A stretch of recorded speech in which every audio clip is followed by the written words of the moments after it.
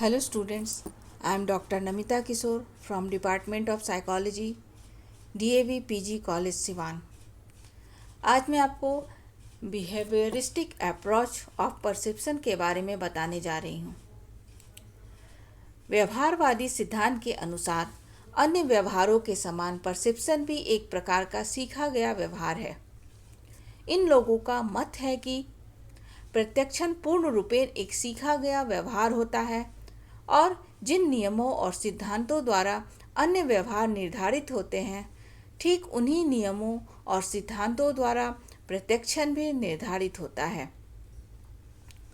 जिस तरह से कोई सीखा गया व्यवहार आदत रचना यानी हैबिट फॉर्मेशन, सामान्यीकरण यानी जनरलाइजेशन तथा अवरोध यानी इन्हिबिशन आदि के नियमों द्वारा निर्धारित होता है, उसी तरह से प्रत्यक्षण भी इन्हीं नियमों से निर्धारित होता है। प्रत्यक्षण के व्यवहारवादी सिद्धांत की व्याख्या करने में सबसे सफल प्रयास हल द्वारा किया गया। हल का मानना था कि परसेप्शन सीखा गया व्यवहार होता है, जिसे व्यक्ति वातावरण से अर्जित करता है। हल का विचार था कि किसी खास समय में सभी सेंसरी नर्व इम्पल्स जो नर्वस सिस्टम में सक्रिय होते हैं, एक दूसरे के साथ अंतःक्रिया करते हैं यानी इंटरैक्शन करते हैं और एक दूसरे को इस ढंग से परिवर्तित कर देते हैं कि उनका रूप सभी वर्तमान संवेदी आवेग से भिन्न हो जाता है। इसे मैं एक उदाहरण के द्वारा समझाना चाहूँगी।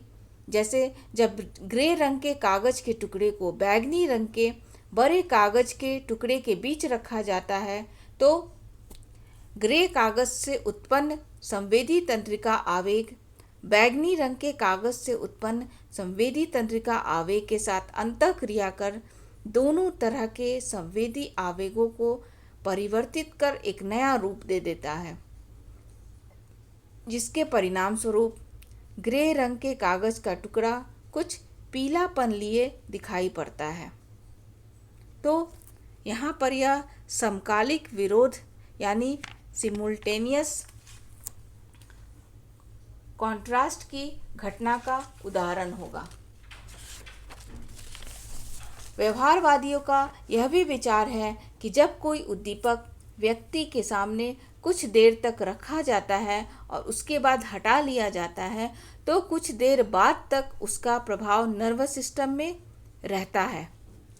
इस प्रभाव को उद्दीपक चिन्ह या स्टिमुलस ट्रेस कहा जाता है।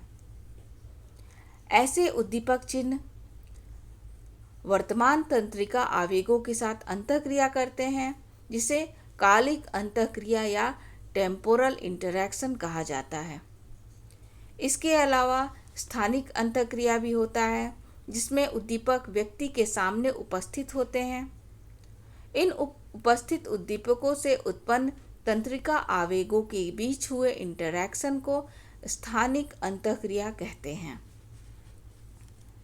हल ने तंत्रिका आवेगों के बीच इन अंतःक्रियाओं के आधार पर एक विशेष कॉन्सेप्ट का प्रतिपादन किया, जिसे स्टिमुलस पैटर्न कहा जाता है।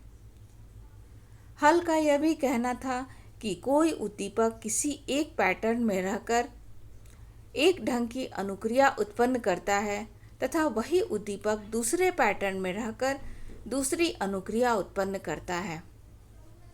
इसका कारण यह है कि एक ही उद्दीपक जब भिन्न भिन्न उद्दीपक पैटर्न में सम्मिलित होता है, तो प्रत्येक पैटर्न में उसका प्रकार एवं गुण बदल जाता है।